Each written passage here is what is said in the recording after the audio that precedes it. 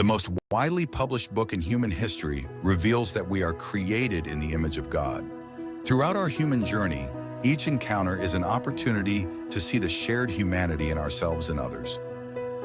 Regardless of one's views on religion, each experience and each story weaves us together towards a common path. A path of transformation, a process of growth and understanding, a recognition that, at our core, we share a common destiny. What does the search for truth really mean in our lives? How can we find a sense of unity in a world so diverse and divided? As we reflect on these questions, we start to uncover a fundamental connection that binds us all beyond our differences. Welcome to Created in the Image of God, Building Vibrant Communities, with our host, Wade Franson.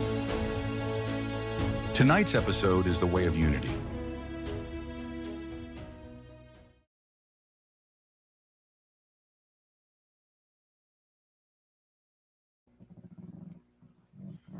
Good evening, everyone. Wade Franson here, and I'm very much looking forward to tonight's episode of Created in the Image of God. I have a celebrated author in the studio with me today. His name is Robert Atkinson, and among other things, he has written a book that is titled The Way of Unity: Essential Principles and Preconditions for Peace. He's written this book, but he has spent a life focused on developmental. He's a developmental psychologist. He's a pioneer in life storytelling, and he spent decades helping people understand their stories as part of a larger story. So we're going to be looking into unpacking all this today with Robert Atkinson.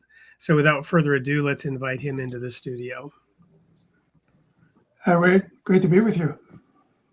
Well, it's my pleasure. We've been talking about doing this show now for several months. New Year, family vacations, this, that, and the other thing getting in the way. But here we are. And it's an auspicious day for you, and full disclosure for myself as well. As Baha'is, this is the first day of Rizvan.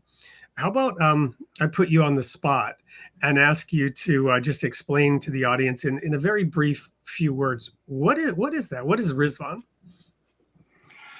Yeah, that's a great place to begin, because today, as you said, is the first day of Rizwan, and that really goes. It's actually a 12-day celebration that goes back to 1863, and it's a celebration that signaled the beginning of a spiritual renewal, which was built upon a world-embracing vision of unity. And the message, an interesting connection actually is to what we'll be talking about, is that we got a message, Baha'is of the world got a message today, and Rizwan, from the Universal House of Justice, which is the administrative body guiding the Baha'is of the world, for a Rizwan 2026 address, which really focuses on an abiding hope. And I just felt, this might be a good way to begin our conversation, to think about the condition that the world's in today and what we need to keep ourselves going and focused and hopeful, optimistic, and all the things.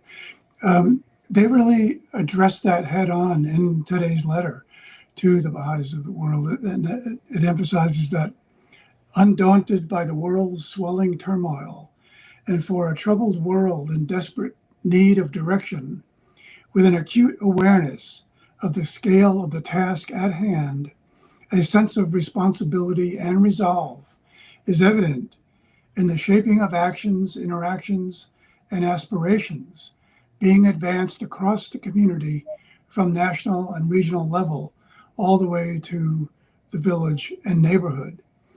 So they go on to talk about how this grassroots activity that your subtitle refers to in the program, how that grassroots activity springs from a sincere concern for the well-being of all, which is oriented towards unity and service, which follows clear principles, yet it does not presume to have an immediate answer to every problem. Rather, it seeks to collaborate with others to learn together. And that's what is so impressive and inspiring for the Baha'is of the world, to get a message today with what's going on in the world that really addresses the moment we're in. And they actually go on to close their message with this thought: however turbulent the times, we urge you not to be apprehensive or disheartened. Abdu'l-Baha counsels us all to be ever hopeful, to be firm in our hope, and to be the cause of hope to the despairing soul. When the world's horizons darken, hope becomes a scarce and precious resource. And because of the Baha'i community's conviction about the future of humanity and what it has learned from its own experience, multitudes yearn for the hope that can be brought to their hearts. So they really directly address the collective muddle that we're all going through right now in this essential time of purging, purification, and renewal that will ultimately lead to a springtime of deeper connection, collaboration, and cooperation. Thank you so much for sharing that. As I look on the screen, I see behind me the sun and the moon, and I'm looking out the window. The sun is just setting here in the central time zone at the end of the first day of Rizwan. I believe you're on Eastern, so it concluded an hour ago for you. But there are several states and territories where we are still in the first day of Rizwan, even though on this round planet, time moves on. But we're all connected. We're all connected in this endeavor. But there was also a time when you were not a Baha'i. If I understand your background, you were not born into a Baha'i family. And of course, that's where we like to start. So what were the forces that shaped you as a very young lad? Who were your parents? Where were you born? And what was it like growing up, Robert or Bob or Bobby? Yes. Well, that's actually what I was called when I was growing up. Yeah, there were a lot of forces directing and influencing me as a child, and of course, starting with my parents, they were kind, giving, caring, and supportive. And as an only child, I really did get the focus of their attention, which was great. And my mother told a story to me very often growing up about the moment that I was born and her experience of being in the hospital giving birth. And so many years later, I realized when I got into studying developmental psychology, I did realize that what is happening in the world at the moment of our birth, locally and globally, both, really do have a big, huge influence on who we become. So my mother's story was of being in the hospital was that the streets were filled with parades of celebration the day you were born. And of course, the rest of that story is not for me, of course, but for the end of a war and the beginning of what everyone hoped would be a peaceful time. That was the day that the first atomic bomb was dropped on Hiroshima. And I didn't realize it, of course, then growing up, but there was another experience in my early childhood, which was when I was about 9 years old. My grandmother came to live with us for part of the year. And the thing that really struck me most about her being with us is that I would notice her and really observe her in her room by herself, quietly reading the Bible in the upper room to herself. And of course, as a 9-year-old, I didn't know what that meant to her or to me. But my my soul had some sense of what that really was about, and that experience stayed with me of experiencing her daily devotion to her spiritual life, so much that when I got to college, I realized that there was nothing that I wanted to major in college except philosophy, because I really was directed toward wanting to know and understand what was it that gave her the direction, the inspiration, and the sense of purpose and meaning that her life expressed to me as a 9-year-old. So I did end up majoring in college, majoring in philosophy in college, and that led me on to broader studies of comparative religion and comparative mythology. And so after college, I continued my own studies of comparative religion and philosophy on my own. And I ended up having a series of experiences after my first master's degree, which was in American folk culture. Long story there, but after that first master's degree in American folk culture, I by chance began a series of experiences, adventures that led me from one thing to another that really brought fulfillment and resolution to that quest that I had been sent on way back from that moment of my birth and as a 9-year-old to through all the college studies and that really also that time in my right after the master's degree that was when the first moonwalk happened. And so that really gave me, obviously, as it gave many of my age and generation, it gave us a whole new perspective on the earth that we were citizens of. There were no boundaries from that moonwalk when we were looking back on the earth. And that sense of the earth with no boundaries really started nurturing within me what has become now, and especially with my latest book that came out just the end of last year, that's what gave me a firsthand experience from the moonwalk and other studies and experiences like that. It gave me a sense of a world embracing vision, which really has become the focus of that book, The Way of Unity, that you refer to. So that's kind of a quick jump through those early years. Well, how and where did you first encounter the Baha'i faith, and what was your reaction to it at that? Well, that's actually part of what I was just jumping through those times when I was so after the moonwalk.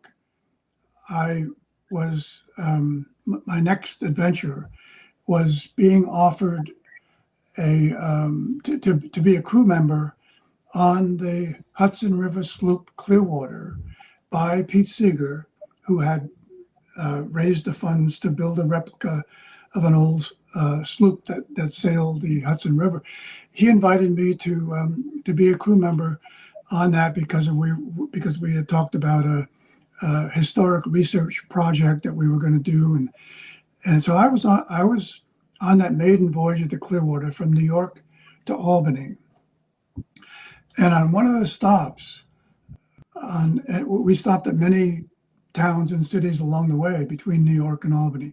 At one of those stops, I think it was Beacon, New York, there was a sloop festival going on with many booths and vendors and things. And at one of the booths, I happened to pick up a brochure that really I hadn't, and that was the first time that I knew about the Baha'i faith. It was a brochure describing the concept of and the principle of progressive revelation, and I kept that brochure with me. It became a bookmark while I was continuing my studies in comparative religion and mythology.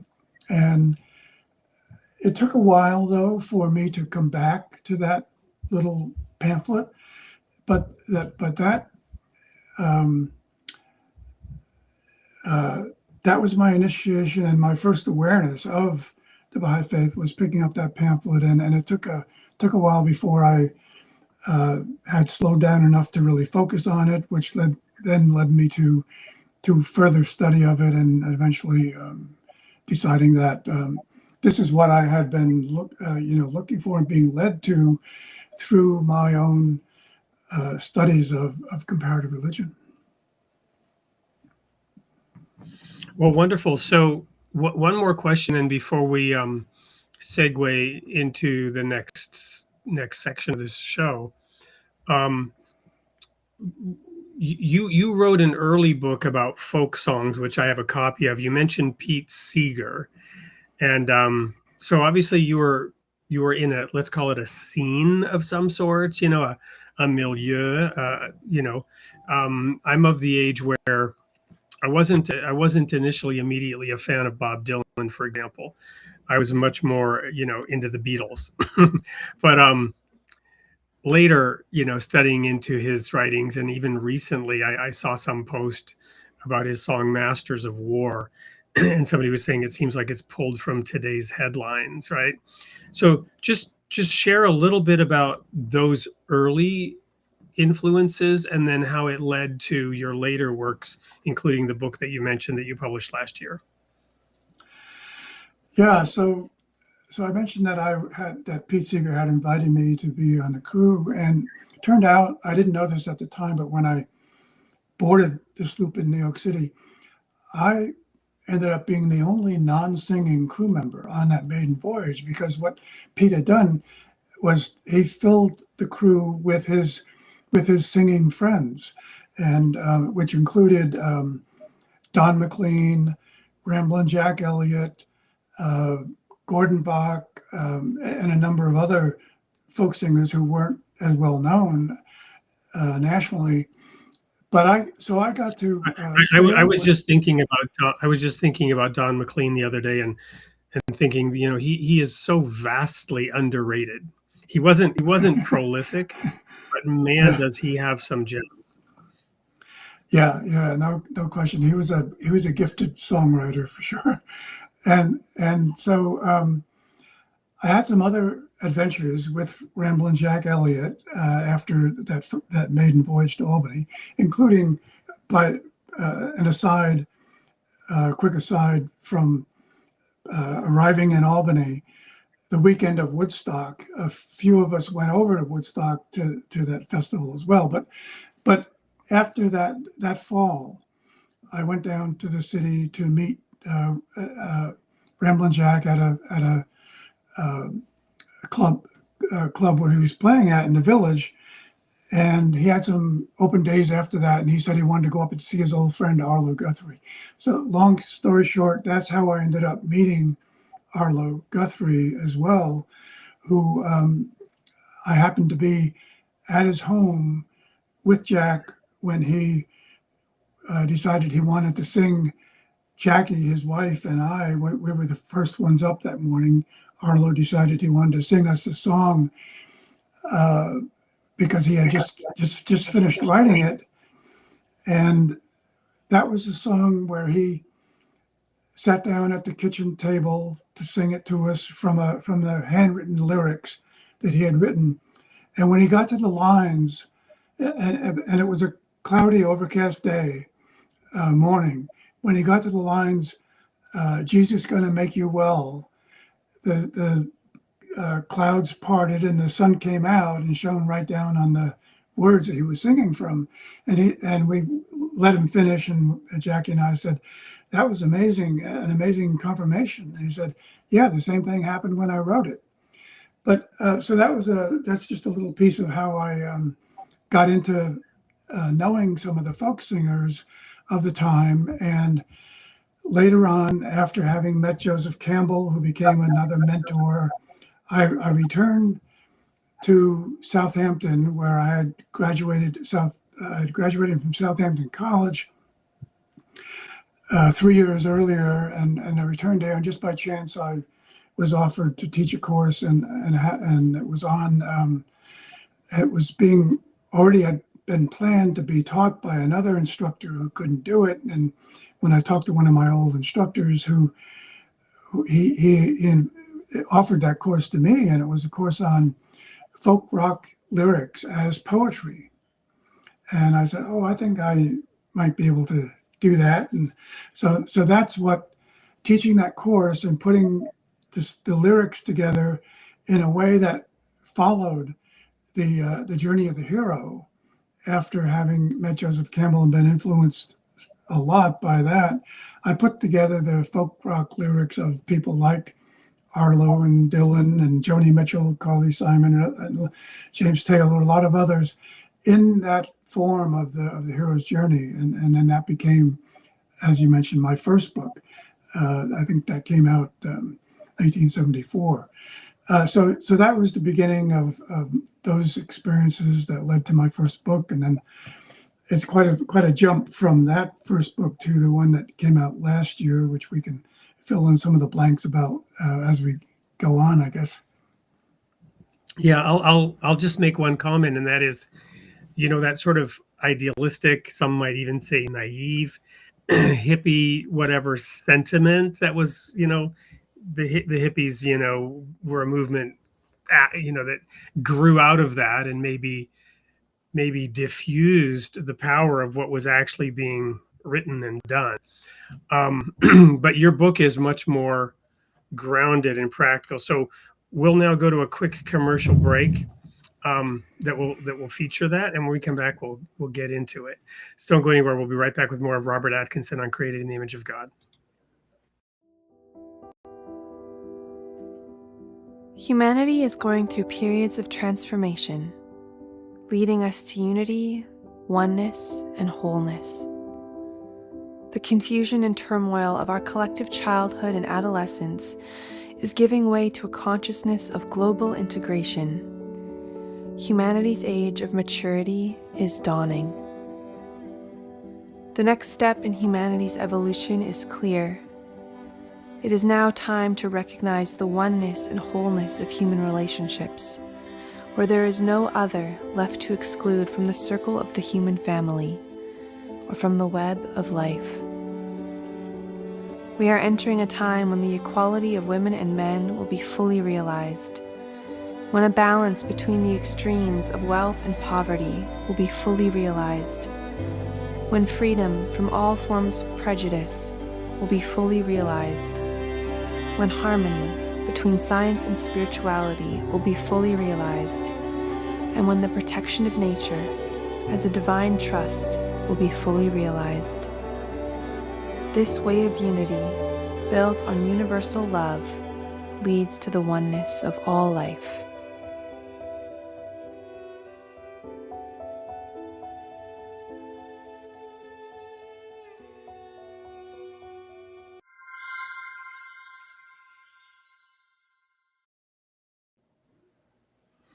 A beautiful movie, powerful if one realizes that this is actually happening under the surface, at times unseen. You mentioned the subtitle of the show, Building Vibrant Communities. And I was just talking today to a gentleman who has agreed to be on the show. He's the founder of a major institution with Georgetown University. He spent decades working towards peace in the Middle East. And he was commenting on the huge diversity of voices that we have on this show. And I was very honored that he had noticed that and had agreed to be on the show. Now, I want to start this next segment out with a couple of grounding principles from my background as a fundamentalist minister who took the Bible quite literally in many ways. We also realized much of it was symbol. But we focused on the fact that there were very often very real and literal fulfillments of that spiritual typology, right? So there's a nitty-gritty aspect to the Bible. And I want to read now a brief passage from Isaiah. And for those who are familiar with the parables of Jesus, I often ask, why did Jesus speak in parables? And the answer is usually, well, he spoke in stories, which made the meaning, clear. People could remember them and they could derive the meaning from them. Well, the truth is actually the opposite, because when Jesus was asked to explain why he spoke in parables by his disciples, he said that the prophecy of Isaiah might be fulfilled. Now, he's not talking about this specific prophecy that I'm going to read. He's talking about a different prophecy, but he says that the prophecy of Isaiah might be fulfilled. Hearing, they will not hear. Seeing, they will not see. He said, to them it is not given. To you it is given. And I then joke about how he would then explain to the disciples what it meant, and they still wouldn't get it. So he'd explain it again, and they still wouldn't get it. He'd explain it a third time, and they still wouldn't get it. Finally, he died on the cross in fulfillment of what he was trying to tell them, and they still didn't get it. Peter denied him 3 times on the cross. So even for those to whom it was given, they didn't really understand and grasp it. These things are deep, but that's a very literal fulfillment of that prophecy. Hearing, they will not hear. So this is a different prophecy about what talked about the state of the world today. It's from Isaiah chapter 15. Behold, the Lord's hand is not shortened that it cannot save, nor his ear heavy that it cannot hear. So God could clean up the mess. But your iniquities have separated you from God, have hidden his face from you so that he will not hear. For your hands are defiled with blood, and your fingers with iniquity. Your lips have spoken lies, your tongue has muttered perversity. No one calls for justice, nor they just in empty and bring forth iniquity.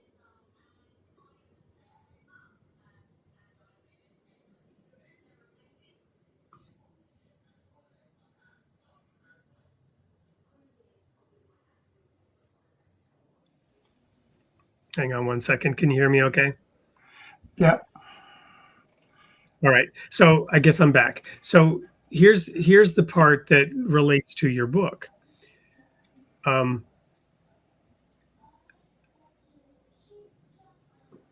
Their feet run to evil. They make haste to shed innocent blood. Their thoughts are thoughts of iniquity. Wasting and destruction are in their paths. It describes again what's going on today. But here's the key point. The way of peace they have not known. And there is no justice in their ways. They have made themselves crooked paths. Whoever takes that way shall not know peace. So this is a prophecy from Isaiah that is quoted in the book of Romans much later by the Apostle Paul. The way of peace they have not known.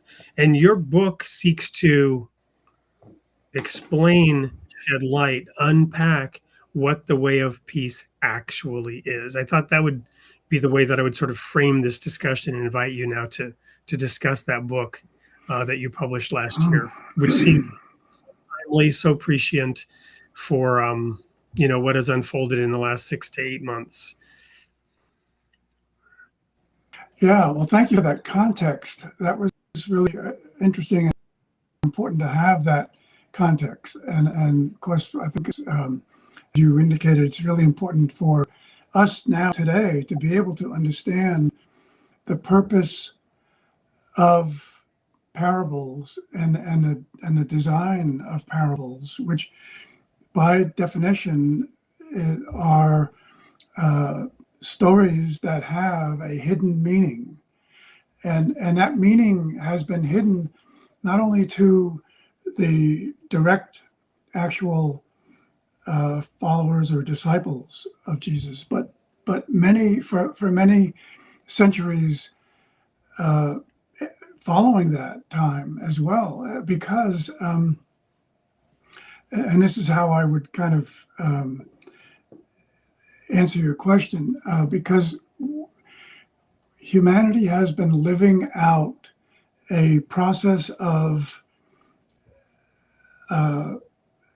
an evolutionary progression since the beginning of time.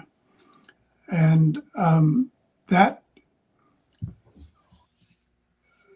understanding that also comes along with the, for me anyway, it comes along with the belief that because God has endowed human beings with free will, it's not by any means a straight path to the outcome that is, in many sacred traditions, the outcome of peace on earth.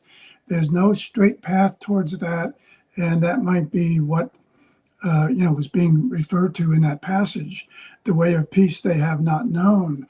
And it could be because that's an unfolding process that there have been attempts to, during every time, every era, every spiritual epoch, to achieve a sense of peace in that particular time of our collective evolution, but it has fallen short for a variety of reasons. Over the 2 millennia or so since that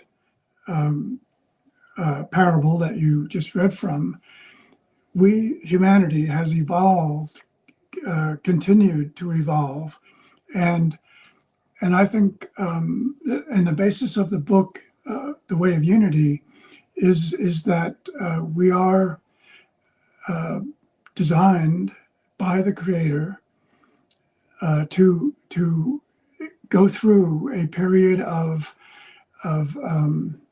actually ups and downs. Because of free will, the path to peace, the way of peace, the way to peace is not by any means a straight line to that outcome, but it's rather what I would think of as an evolving process of cycles spiraling progressively toward that destined outcome. And so now we live in a time of global integration. And in order for us today to experience peace as it's been described and alluded to in all of the sacred traditions, we have to know, first we have to understand that we're coming towards the culmination of an evolutionary trajectory that consists of developmental stages, each with their own core conflicts to be resolved, and that are true on both, that process is true on both the individual and the collective level. And so if we think of the design of creation being one of going through an evolving process of cycles, progressively moving toward that destiny of peace on earth, there will be a time, and my book tries to point out how we are in that time right now for having all the tools that we need to bring about peace on a global level, because of the way that the spiritual teachings and principles have evolved over the last 2 millennia. So that's the basis for the book. And one other quick sort of, in a way, it's a parable, but it's an analogy and symbolic of the kind of thing that I've been trying to describe here. So what all of that means that I've been describing is that what we have at our hands and our disposal now, it means that we can be assured that the signs and characteristics of adolescence are going to be followed by the signs and characteristics of maturity, just as in the natural world, the signs and characteristics of winter are followed by those of spring and summer. So that's where we are now. That's the understanding. And so the way of unity offers a new vision that does seek to fulfill the original sense of religio, which means to bind together. And we're becoming so globally integrated that a universal spirituality for our time would need to involve a dynamic process that brings about and maintains unity on all levels, from personal to interpersonal to global. And so this is a holistic perspective for the 21st century and beyond that recognizes that the entire creation is one and undivided whole, and that the flow of evolution is leading us toward the realization of becoming one human family.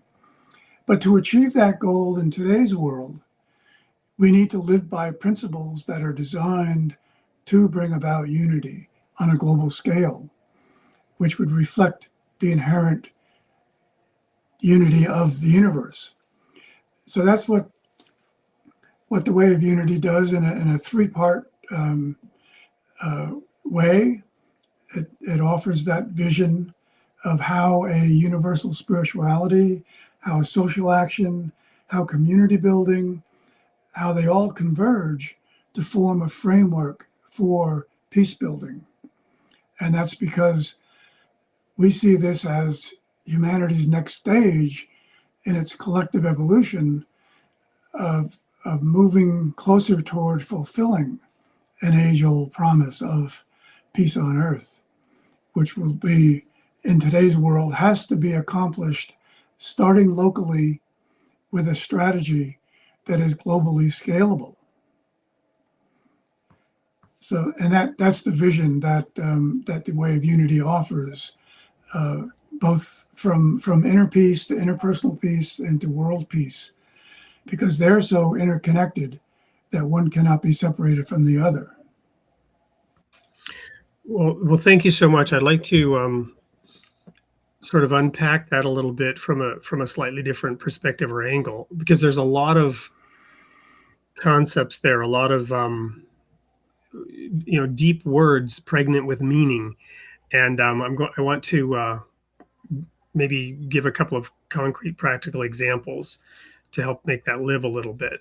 One of them is that I know that in some of the more recent writings, and you mentioned the Universalis of Justice's letter, they've written about this, that there's the role of the individual, there's the role of the community, and then there's the role of the institutions.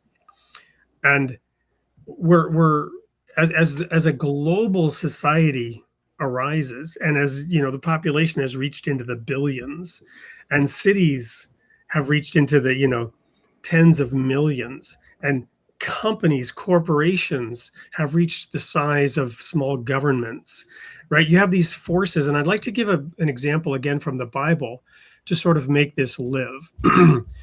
From the book of Genesis to the book of Revelation, you cover the span of all human history, from creation, and the book of Revelation predicts way off into the future, yet ahead of us. You've got the new heavens and the new earth coming down. You've got the new Jerusalem. Some of those things Baha'is believe have been partially fulfilled, but I like to highlight that much of it has yet to be fulfilled still. So it projects still way off into the future. Now, one of the metaphors in the book of Genesis is the serpent. And then in the book of Revelation, you have a dragon. And I like to say that, to me, the serpent has the power to whisper, but has no power to actually force or do anything other than influence.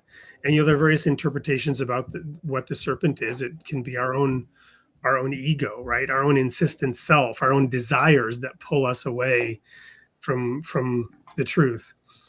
But the dragon has the power to wreak havoc. So how does the serpent grow up to be the dragon? Well, the way the serpent grows up to be the dragon is enough people follow the whisperings of the serpent And now they give political power to those wrong motivations. And now there's a massive power that is wielded by enough people going astray and following those whisperings. You follow me?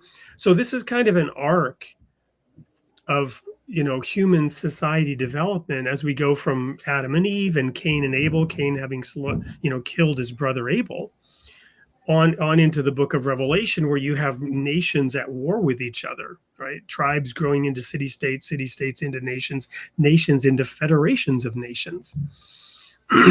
So when you then talk about these principles of peace, that's also the context of why a more robust, coherent, perfect, and fully realized way needs to be developed. And how balance between personal responsibility, community responsibility, and institutional responsibility has to be achieved.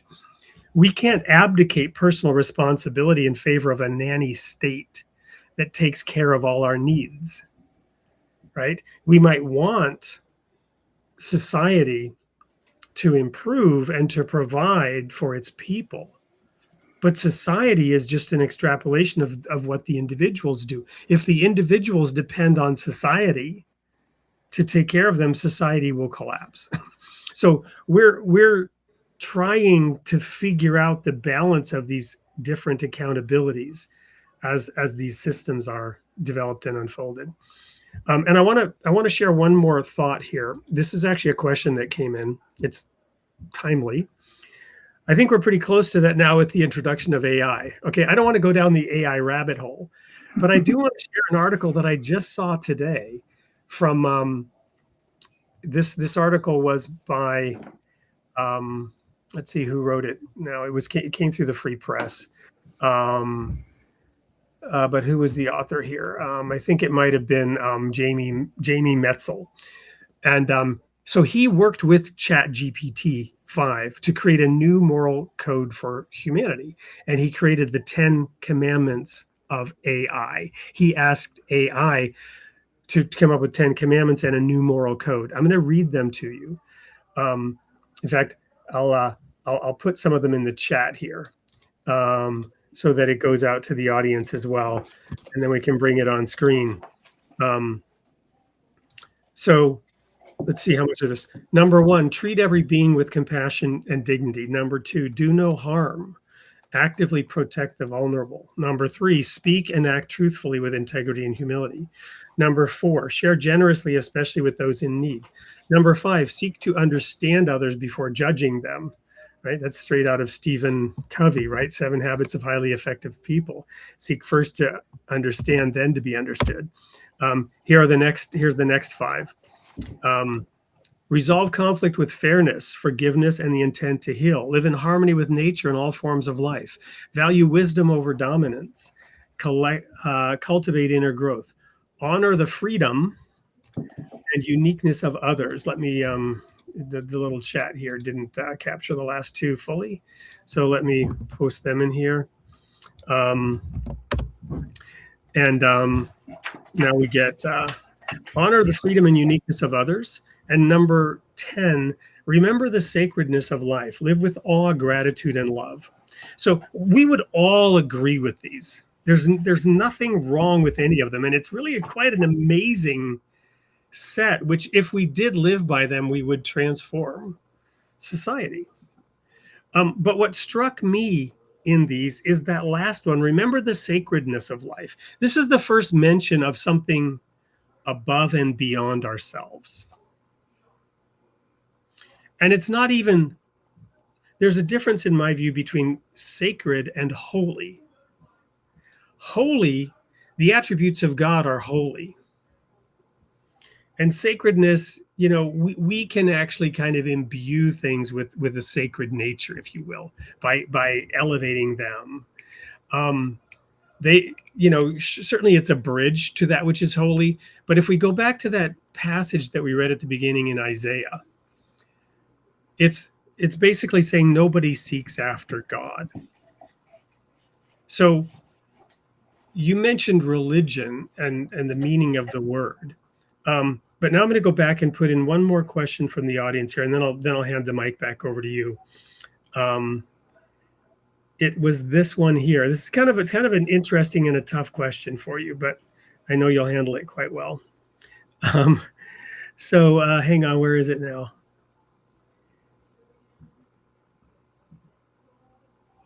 Why? Can't I find it? Here we go. There's just a lot of comments now, especially with what I just wrote in here. Here we go, finally. From Slater Gator, do you think there can ever be peace without Jesus' return? Sorry to put you on the spot. Again, what this is doing is it's highlighting the point that divine intervention is needed, and that this is all prophesied to happen. So what is the role really of God in all this, and the greater plan of God in bringing about peace, to put it more broadly? Okay, yeah, so that is a huge question and a great one, and I appreciate the context that you put it in. So as we were saying, well, I'm just wondering if I can quickly go back for a second to your Absolutely. To your story about the serpent and the dragon.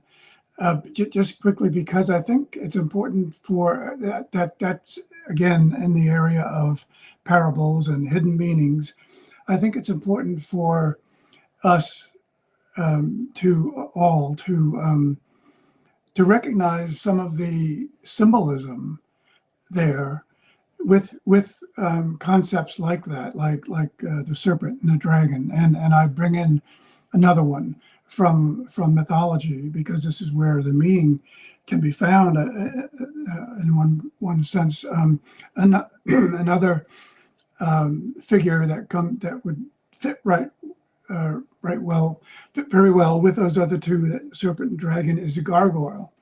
And all three of those figures, whether we think of them, however we think of them, they do have a hidden meaning and purpose in all the world's mythologies and the sacred traditions, and that each of those figures represent the hurdle to cross over before we cross the threshold into the realm where we're able to become transformed.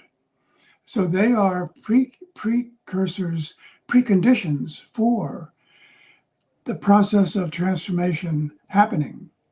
And I just want to throw that in there as the figures that you refer to, they're essential for the process of transformation to occur. And so see if we can connect that to the question that you just put up a minute ago about and the broader context of that. What is the role of divine guidance or divine support, or whatever we want to call it, in the process of peace building? So my answer to that, and I hope it's should be clear in the book, is that that's essential. And the primary reason for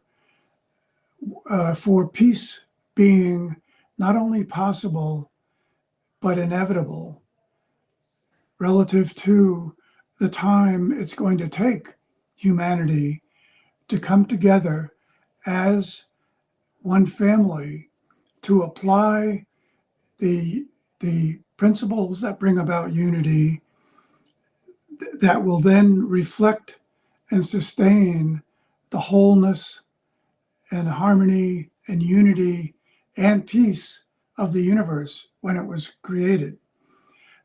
That's we could think of that as the divine plan in a way. And so humanity cannot, from that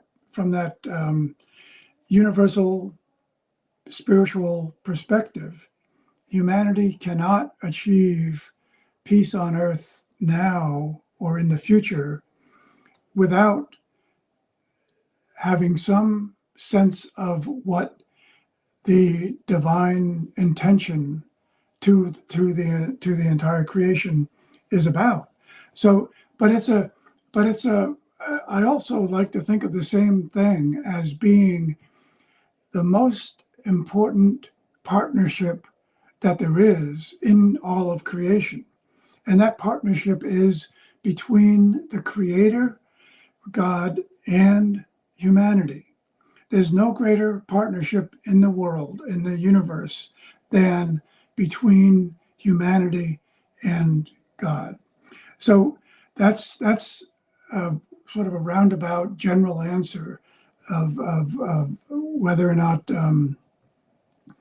any one of the divine prophets are needed to be present in the form of a return or any other way. They are, in the sense that they are the ones that all of the prophets of God are the ones that have provided over the centuries and millennia the guidance to humanity from God for bringing about peace in the world. And we can only really, we're only really interested in the world that we live in today and what it's going to require to bring about peace in this world that we live in today.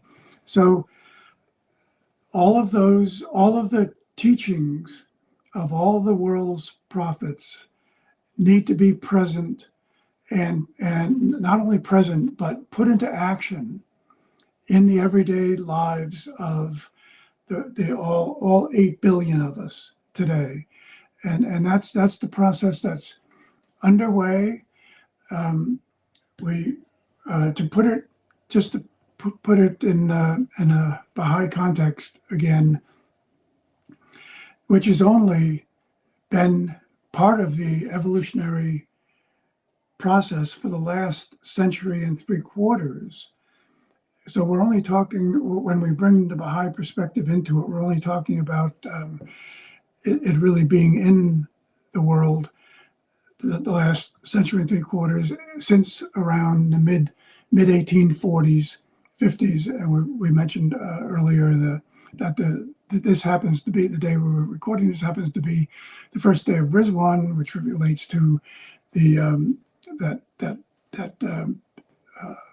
time in the Garden of Rizwan that signaled the beginning of a spiritual renewal. With that coming and that spiritual renewal, we now have the principles that are designed to bring about the unity and the oneness of the human family.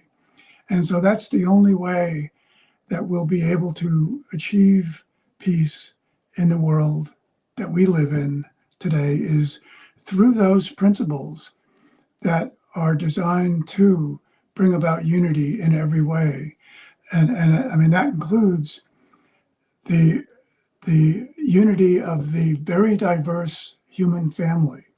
So there are principles that are directly related to bringing about unity in diversity and diversity in unity.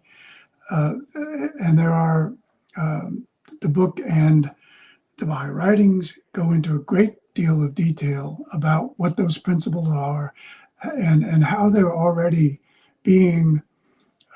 how there are already thousands of communities worldwide applying those principles to restore the world to wholeness and build a culture of unity right where they are. That's the process that we've come to in a couple of millennia. And as we can imagine, since it's taken humanity to get this far in a couple of millennia, it could well take another century or more, depending on how serious humanity gets in deciding to use its free will, direct its free will toward the oneness of humanity and all the principles that are needed to bring that about. So the book goes into the first part of the book actually is a description of the peaceful nature of the universe, which is an important context to understand the whole thing in. Then the second part of the book goes into the principles that are designed to bring about unity and sustain this wholeness and peace. Then the third part of the book is really going into more detail to describe what's going on and what the methodology and strategy is for the thousands of communities worldwide that are applying these principles to build cultures of peace right where they are. And the book and the Baha'i websites that are widely available go into great detail about that process. Well, thank you so much for expounding on that. I want to go back to a couple of minutes ago. You were talking about how all the prophets and messengers, had a purpose in this plan that's unfolding over time. You talked about unity and diversity in unity. Very, things that are hard to get in the right balance. The Universal House of Justice wrote a letter in 2004 to the world's religious leaders, in which they mapped out and outlined that. Actually, I think the letter was written in 2002, and then a book came out in 2004 that discussed this. But in that letter, they outlined that some of the social teachings, the equality of men and women, avoiding extreme nationalism, viewing the world as one country, and also racial prejudice. They actually said that humanity had made enormous progress on these three fronts, such that the body of humanity is agreed on those three principles. And while progress remains to be made, that it's irreversible. It's irreversible. And there's no turning back. And in civilized societies today, you can't really adopt those positions without being viewed negatively. But then they said that on the subject of religious unity, we had gone backwards. And they called out the need for religious unity, which is ironic, given what you said about the prophets, but also understandable, because one of the big issues we've had as a species is we worship the creation instead of the creator. And so these messengers being, in that sense, a direct connection to God through whom we can access God through their teachings. We tend to elevate those messengers to the form of worship. Jesus, told one of the followers, he said, "Why do you call me good? There is none good but one, and that is God. But if you would enter into life, keep the commandments." And he said elsewhere, "Why do you call me Lord, Lord, and don't do the things that I say?" Right? So it's easy to elevate the messenger and show adherence and attachment to the messenger without understanding what their message really meant, especially when Jesus spoke in parables, right? And he said, "I am not come to bring peace, I am come to bring a sword." It wasn't his intent to bring a sword. He was basically saying, this is the outcome of my teachings, that people will be fighting each other. So it's ironic and sad, but to your point, and thank you for putting it that way, peace is inevitable. One of the things that is very powerful about the Baha'i activities is the work that's being done at what I call the cellular level. The cellular level. It's even referred to as a nucleus, right? A nucleus is formed in a neighborhood with a small group of children, with a small group of young teenagers who come together to talk about spiritual path, about God, and to do service projects. So one of the things that I'm about to show a little ad for is a book called Facets of One, developed by the Royal Falcon Foundation. And I just wanted to kind of give that context because you teed it up so beautifully with what you were saying about the prophets and unity and diversity. So we'll go to another quick commercial break that will feature this book. From a Baha'i context, it'll talk a little bit about how the Baha'i community can adopt and use this little book, Facets of One. When we come back, I'm going to ask the question, okay, Robert, where are you growing next? Don't go anywhere. We'll be right back with more on Created in the Image of God. As Baha'is, we're called to build vibrant devotional communities in every neighborhood. Facets of One is a simple tool to help you do just that. 9 devotions, drawing from the world's sacred scriptures, including the writings of the Bab and Baha'u'llah, all centered on one truth, the oneness of God and the shared light of His manifestations.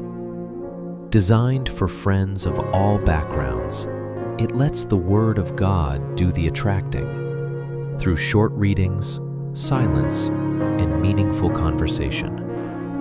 A gentle path to expansion, preparing hearts for deeper study, from Ruhi circles to the hidden words and beyond. Facets of One, many scriptures, one God, one humanity. Are you ready to start the next circle?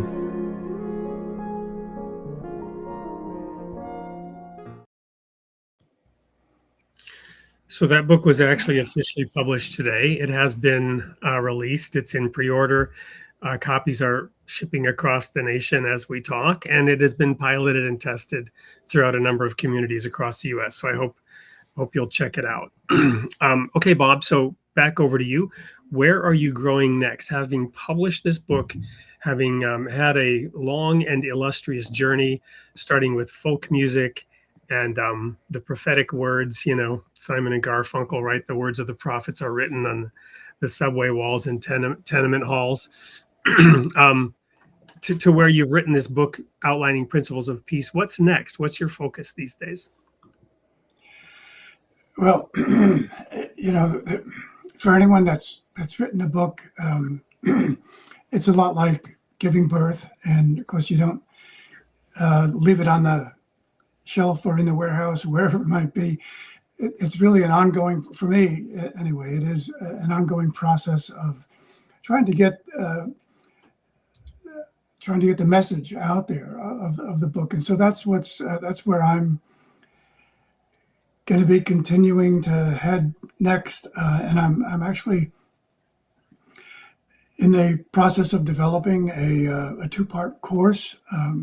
The first part is going to be based on my book, A New Story of Wholeness, which is about the path to wholeness, how we can actually also understand our own story as a journey from separation to wholeness. And then the second part of that course is going to be about really getting down to the heart of the way of unity and what that's all about.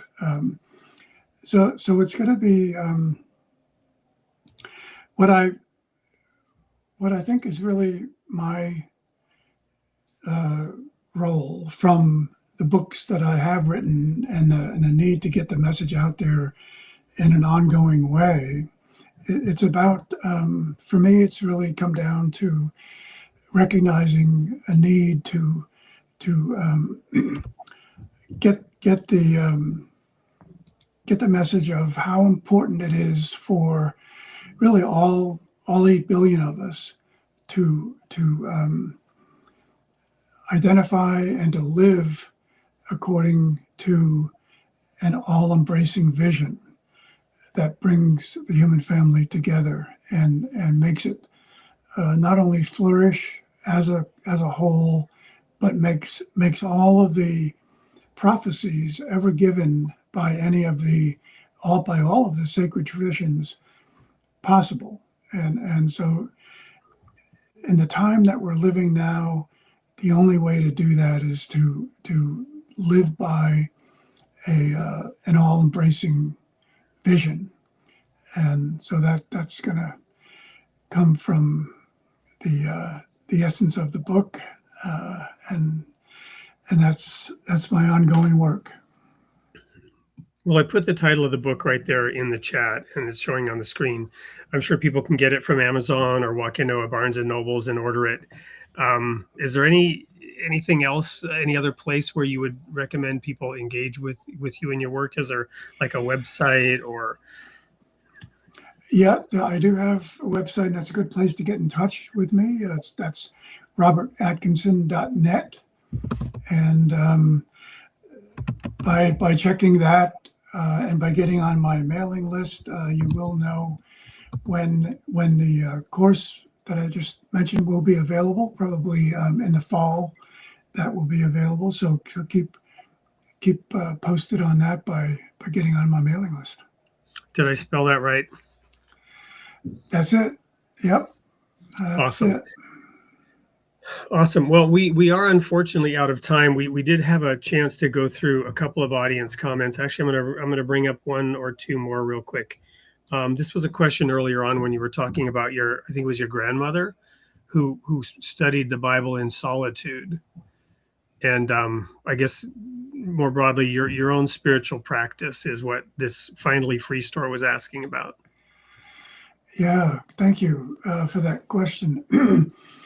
I think solitude is important to have access to whenever we feel we want it or need it. It's an important way for us to be able to focus on what it is we are thinking about and want to have happen in our lives. So and solitude to me, for me, is a setting in which I prefer to carry out my regular practice of prayer and meditation. And I think the two go hand in hand. Praying is speaking to God, the Creator. Meditation is listening to, and so they go together. They're two parts of one process for me, and I think that process happens most effectively when we are in solitude, wherever we can create that or find that for ourselves. One more question here, and I'm going to expand on this slightly too. And yesteryear also corrected it. He meant what, or they meant what? Sorry, they meant where. Excuse me. Where do you feel our society is heading with how things are unfolding globally since you encountered the faith? And I'm going to expand on that in a moment by asking, what is the biggest surprise over the decades from what you first sort of imagined as a young Baha'i, and how things have actually unfolded over the number of decades since you've become a Baha'i? Well, that's an interesting one to think about, actually. And so for me, it goes back to around 1970 when I first learned of the Baha'i faith and studied it and became a Baha'i. So that's been a long time. And of course, the world was very different then, too. But one thing I do think of in relation to that question is about how things have changed or what surprise might have been, is that one thing that really meant a great deal to me at the time when it came out was the what we think of as the peace statement, which came out from the Universal House of Justice in 1985.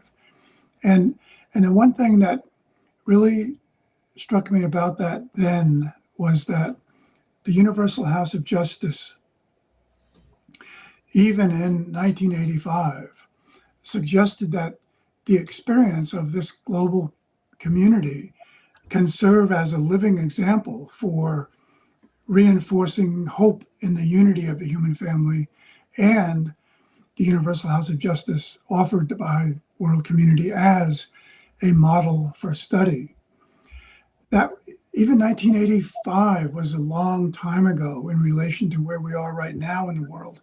And so I think that that offer to look at the Baha'i world community as a model for study means so much more now in 2025, 2026 than it did, 30, 40 years ago.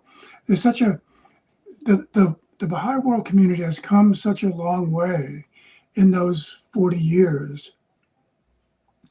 And there's so much more now for the world to look at to look at in the Baha'i world community as a model for study than there was 40 years ago.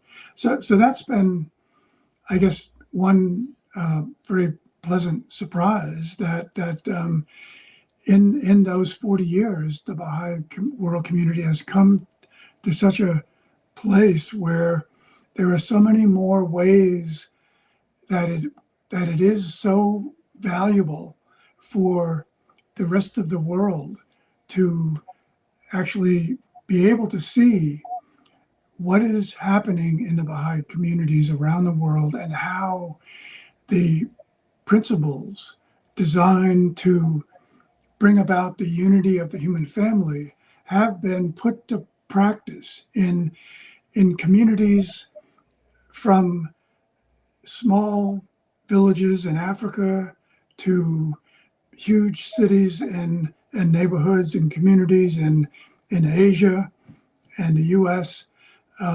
There are just so many examples now of how those principles that will bring about unity have been successful in doing that. And I'll just refer to one other thing for people, if they're interested, to look into that, to look into many examples. And that is a beautifully illustrated book called For the Betterment of the World.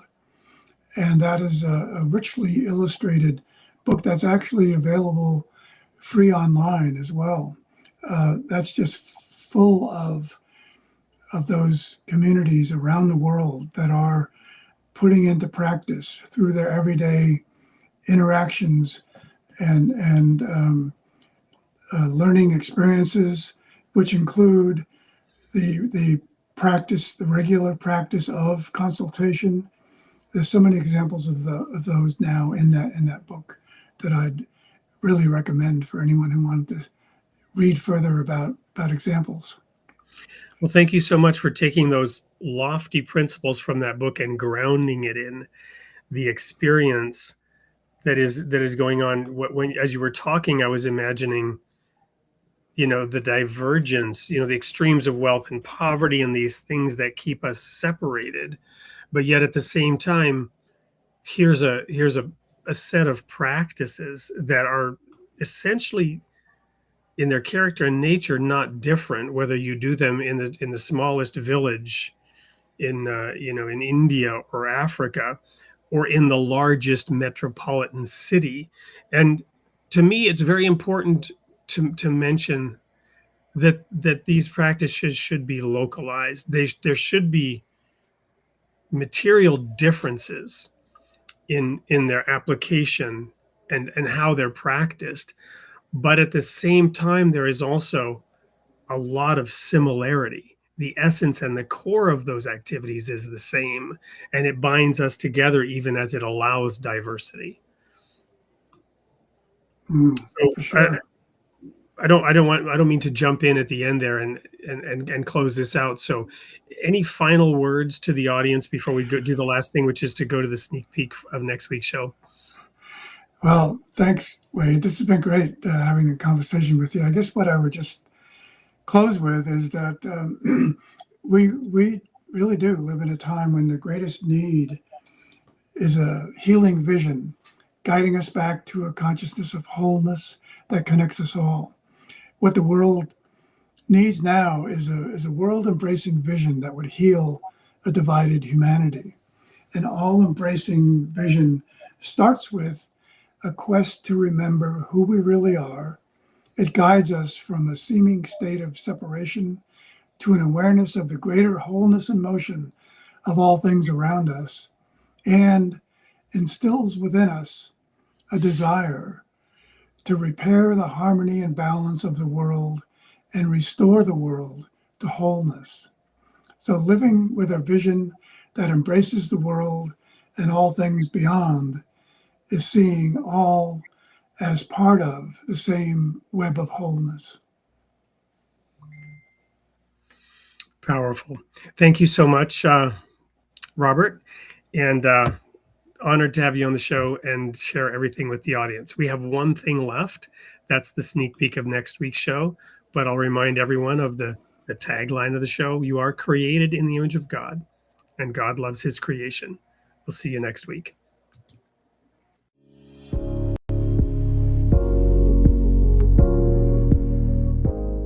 Samuel Aloncar will surprise you and delight you with his depth of research, understanding, and the eclectic way in which he approaches philosophy, religion, and science. Welcome to the studio, Samuel.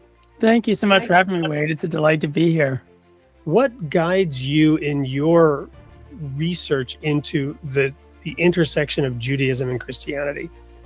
Well, my approach is as a philosopher and a scholar. I was raised in the Christian tradition, and I respect very much the insights of that tradition. But I think that what we need is just a respect for truth. I think truth is actually the path to peace. Every part of every religious tradition that respects truth ends up approaching a peaceful relationship and respect towards that aspect of other traditions. And I think in that sense, every religion has a philosophical core. And so as a philosopher, I'm not taking sides on sort of traditional religious debates or divides, but I am seeking to respectfully understand them and to show how, regardless of what we believe as individuals or what our backgrounds or traditions may be, we're so influenced by the Bible that if we want to have agency and wisdom in the contemporary moment, in our own personal lives, understanding geopolitics, or simply being good, educated global citizens, we need what I think is a good philosophical understanding of the Bible.